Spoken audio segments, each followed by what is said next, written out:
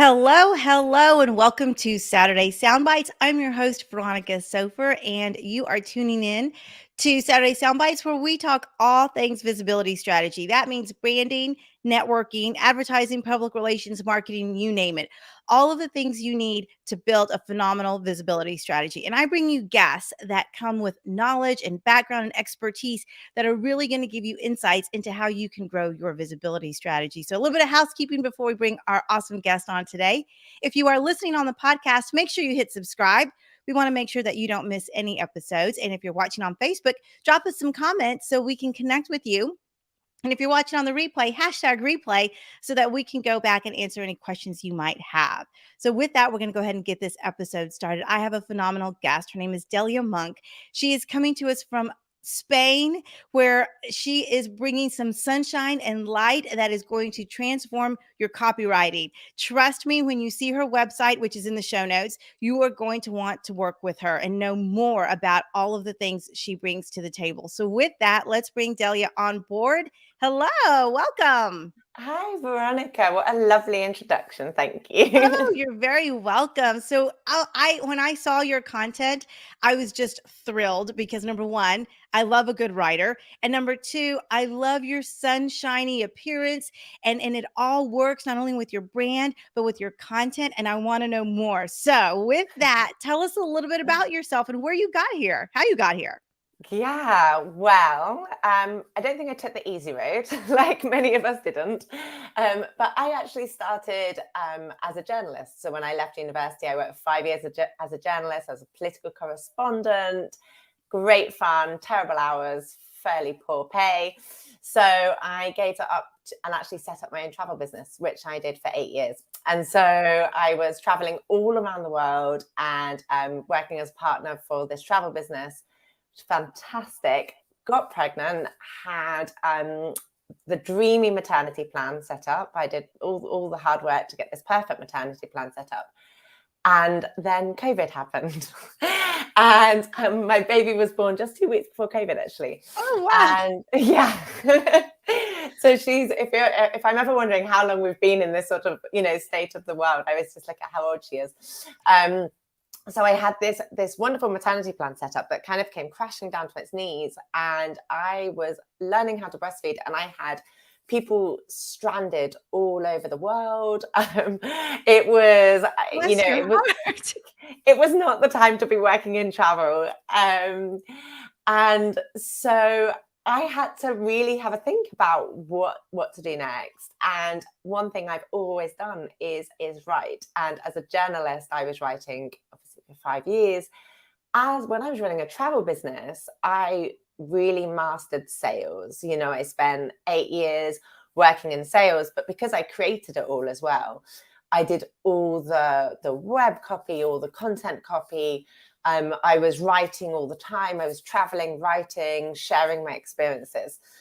And so when my little world came crashing down around me with a newborn baby in hand, I just started doing what I knew to do, which was writing. And that's when my copywriting career really began. And it feels like it was something I was always meant to do. It feels like something I've always been doing because I was always doing it in one way or another. Mm-hmm. But that was when I sort of gave myself my official title and set myself up as a copywriter. I love it. I love it. And it out of chaos and out of all kinds of disruptions, you created this need, or you found a solution for people with the need, because so many people were starting online businesses. A lot of our audiences either transition from the corporate space into the online space or are kind of fluctuating back and forth. And you found a solution for people who were looking to create an online presence. What are some of the key functions that people need to be thinking about when they're looking at their website in terms of copywriting? Because I often see people use great templates, but the copywriting just isn't there. And you're not telling me what you do. You don't tell me how you're going to help my business. And I know you've got solutions for that. Yeah, it's a funny one because I think a lot of people think, oh, I can write, so therefore I can write copy. And it's not to say it can't be learned, of course, but it's not always what we think it is. One of the most important things that you can ever do before you even start writing is the research that comes before the writing. So, whenever I'm doing a copy project, I spend half the time researching that I do writing. And it's the same if you have your own business and you're not a copywriter. Before you start writing, you need to research. And so what is that research? Think about your ideal client, the person you want to serve, and what problems do they have? What's going on in their life that is really difficult? And basically, what is the thing that you are their solution for? And really dive deep with that. It's not that you're, for example, me, I'm not just a copywriter, but I'm helping businesses sell more while, they can be sleeping or doing what they want and their website is working harder for them. So what I'm selling is not just copy, but I'm selling the way that they can increase their business and increase their conversions. So you need to dive really deep into what you're offering, what it is beyond what it says on the tin. Mm-hmm. What does your ideal client really need? And then only when you've got that, and I mean, I can tell you more about the sort of things I do to get that information, but only once you've got that can you start to write. And then the biggest tip I can give is always be writing with that person in mind. Mm-hmm. Give them a name and write everything to them and think about them before you. Look at your website copy. How many times do you use the word we? How often can you flip that phrase around so it starts with you? Because anybody who comes onto your website or anything else, when they open your email, when they receive any marketing information from you, they're thinking about themselves. Yeah. They don't care about you or your business. They care about themselves. We don't do it to be mean and selfish. It's just the way we're conditioned to be. So as long as you're always thinking about who you're serving and you're using the word you, like I'm obsessed with that. I'm like, how many times can we get the word you into the copy? And there's a fun exercise where you can actually look at your website copy right now and look at how if you can change every single phrase or sentence so it begins with the word you, and how much that will actually change your tone of voice. Mm-hmm. Absolutely. And the psychology behind that is really interesting, right? Because you mentioned how you're wanting to connect with your target audience or your ideal client, and understanding what speaks to them is really, really powerful. And that's what I loved about, your material and the way you do that. So I found it also interesting that you said you spend half the time on research, and that was very clear in your materials and how you work with people. Tell us about what differentiates someone who spends the time to research versus someone who just puts copy out there. Yeah, it's a really good point. So the difference between someone who researches and doesn't research is conversion. Like if you do your research and you really understand who you're talking to, that's when copy converts. That's when you're not just writing to sound pretty, but it's when your writing sells. It's when people read your writing and go, oh my gosh, they're talking to me. How do I find out more? Mm-hmm. That is the key with copy, and that's when copy converts. You can't get those results if you don't do the research, because one of the things that as copywriters we're always doing is for instance, Veronica, let's say I'm writing your website and I would research all of your customers and your business and everything. And I would actually talk to your customers. I would interview your customers. I would ask them, what was going on in their life before they discovered you? How did you help them? How did it make them feel? How has it changed their life? All these things. And the stuff that comes out of those interviews is what feeds your copy. The best copywriter isn't going into their creative cave and just writing prose. The best copywriter is actually almost stealing the words of your clients to understand how they feel. And also your clients will speak better about you and your service than anyone else. So you can pay thousands and thousands of dollars to bring the best copywriter in the world in, but they don't know your business. Your clients know your business. And so a really good copywriter gets into the minds of your clients, listens to your clients, and then combines that with your special sauce, like what you do that's different, unique, and looks at how you stand in the market and how you're different, and marries all of that together, if I that love makes it. sense. I love it. It sounds like the perfect recipe for success. I mean, it really does. And I've seen journalists struggle with that when we move over to the PR side or to the marketing side because our perspective is a little bit different. They're the same words, but you seem to put them in a different order. And that's, I think, what makes you so unique in this space. So give us a few other tips. What are some other things that people are not doing right that they need to look at so that they can improve their copy and really get some conversions? Yeah, something I see a lot is that people are way too wordy. So they feel the need to tell their whole story, the background, and everything. And people don't have time in the online space to be reading everything. So, one Yeah. thing I would say is make it short, make your points short and succinct. There's an absolutely wonderful copy chief who's one of the most respected in the industry called Joanna Weeb, and she says, one thought, one sentence. So you Mm, just want one thought in one sentence and make it short, make it succinct, and break up your copy, put loads of white space between it.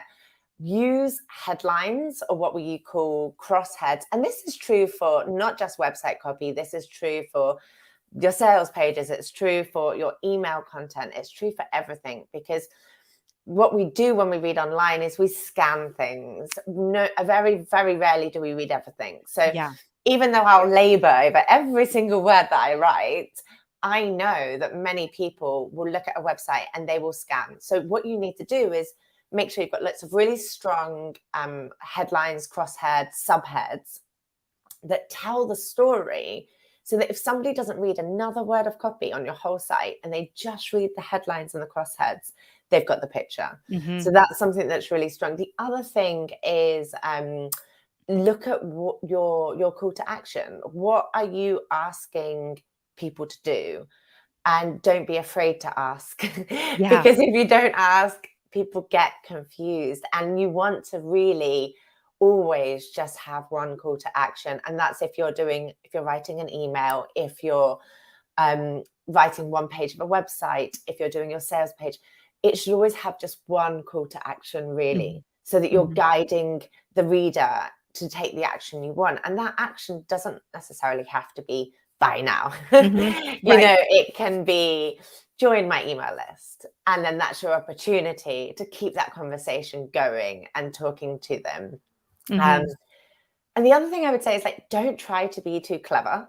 Ah, So and this is something that, like, my natural way of writing is to play with words and have some fun. And I'm a massive believer in personality and copy. Like, you have to show your personality in your copy, because otherwise you will be the same as everybody else. yes. So it's a real balance between having fun and personality, which I believe is it's my style, and it's something I'm really passionate about, and being clear and Mhm. not trying to be too clever and not trying to dress it up and sound smart. And one other tip, so I'm on a roll. I'm No, so yeah, keep going. I know. sorry. I'm taking notes as you're going. This is awesome. I feel like I'm in a master class. One other tip I'm just thinking of right now is talk to talk to your reader like they are a human being. I know that sounds really obvious, but so often, especially when people are in more of a corporate setting, I'll have a client. I can't tell you how many times have been said this, and they'll say to me, "But my ideal audience is, it's the corporate world. They're corporate and they're busy. We need to use corporate language." And I'm like, no, because that corporate person who's busy goes home to their family or their friends, and they open a bottle of wine and they talk like me and you. That's right. So the way to capture them is not to talk jargon. They are sick of jargon. They might talk jargon sometimes without thinking about it because they've been so exposed to it. But that is not what makes them tick. Mhm. So just connect, be human and be real, and talk as you would talk to somebody in the pub, Mhm. um but don't be too wordy. Yeah, absolutely. No, I think that's fantastic. And as you were talking about I want to transition to lead generation because that's really important too. And you've touched on it just a little bit, but I got to tell you or ask specifically, what are the challenges when you've nurtured that relationship, you've got them there, you have a strong call to action. What do you do with them then? So we've got email sequences, and I know you've got some expertise in that space. Well, once we've nurtured that relationship, how do you go in and get that sale? Because if we're using your tips and we are bringing them into our community, into our space, and we're building a relationship, at some point you've got to have the ask. So what's your formula for making that work?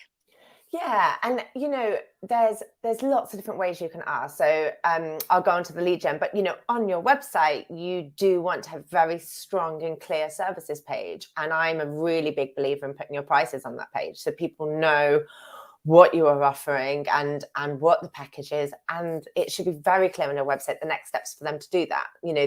The services page, the next step should be at that point, contact me, and whatever it is your process for then taking them through the sales funnel of actually, normally for me it's getting on a phone call and having a conversation. So don't be afraid of making the sale. You should be making that sale on your website. It doesn't all have to be in the nurture. But like you say, a lot of people aren't ready at that moment. And so that's when you do want to capture their email address, and you can give them something in return for that, give them a freebie, give them something of huge value. I mean, that's the key. It's got to be valuable to them and where they are in their mind. And then, so I've done that. I've got a document which helps people write their own website and find what I call their sunshine factor, which is what makes them different and unique. So they download that, and then they would get my welcome series of emails. So that'd be, I recommend 5 to 7 emails. And the point of those emails is not really to sell, it's to get to know them. It's kind of almost, you imagine when they download your freebie or whatever it is, it's almost like they've bumped into you in the bar. Oh, sorry. Oh, hi. They're interested, but you need to then get to know each other a bit. So I'm a big believer in your welcome series of the call to action initially being reply, talk to me, tell me a bit about who you are. Also, you want to be getting a little bit of information about them to be able to tag and segment your list a little bit, so that's going to help you with future marketing. So my goal for my welcome series is to better understand the people that are coming to me, which I can segment, but also it's an opportunity to get to know each other. And then at the end of that welcome series, you kind of have different options you can do. If you've got something you really are wanting to sell, then what I recommend is in the second to last email, you present that and you really talk about it, but not really before that, because before that is about getting to know each other. And then in your last email, you can say, okay, grab it. There's lots of other different ways you can do this. Some people would say you can sell earlier in your welcome series if you want to, but I'm a really big believer in, yes, you can sell in your welcome series, but leave it a bit towards the end. Don't make it all about the sale. Because nobody really likes to be sold to. But once they've got to know you, they feel like they're hanging out with a bit. Maybe your emails have made them smile, they trust you more, then they're more inclined to sort of make that sale towards the end of the welcome series. And the other thing I would say is don't leave it there. Don't do your welcome series and then that's it. Yeah. Try to be consistent with, if you've decided that email marketing is something you want to do, try to be consistent. It doesn't have to be, and probably shouldn't be, every day. Right. But, it doesn't even have to be every week if that's too much for you, but every 2 weeks or every month. But try to be consistent, because that way you're keeping your audience warm, you're talking to them, you're building the trust, and then really you're in a better place to sell when you want to. And the other thing I would probably say on this is I tend to try to sort of have an 80-20 rule, 70-30 rule, whereby 70 to 80% you are just offering value and showing that you can be trusted, and also decent person, put your personality across. Don't afraid to be who you are. And then 20 to 30% of those emails, you can be doing the sell and click to Mhm. buy now. And do you feel like people are struggling with being themselves? I've noticed a difference since we've been in lockdown in the last couple of years, email marketing changing and the copy changing. And I feel like more people are being vulnerable now than they had. I didn't see that before. Do you feel like that is going to change the way we do business? Or do you feel like the people who were always comfortable being vulnerable are just continuing to do it and we're seeing it more? I'm interested in your take as a copywriter, because you do spend time interviewing clients and you see the trends happening. I think that people struggle with the vulnerability a little bit. Yeah, I think you're right. They do. And that's really interesting that you said you feel like you've noticed it more, people being more vulnerable. I think that marketing is getting, we're becoming more and more exposed to so many more things. Marketing, it's becoming more complicated in a way because people are so exposed to so many things. And one thing that, regardless of how sophisticated we need to get, is connection. It's human connection. There's Yeah. nothing more powerful than that. And I think that perhaps is why people are being a little bit more vulnerable and showing who they are and telling their story. Because especially if you're a service provider, I think, and they're really dealing with you, you're not big, anonymous corporate company. Right.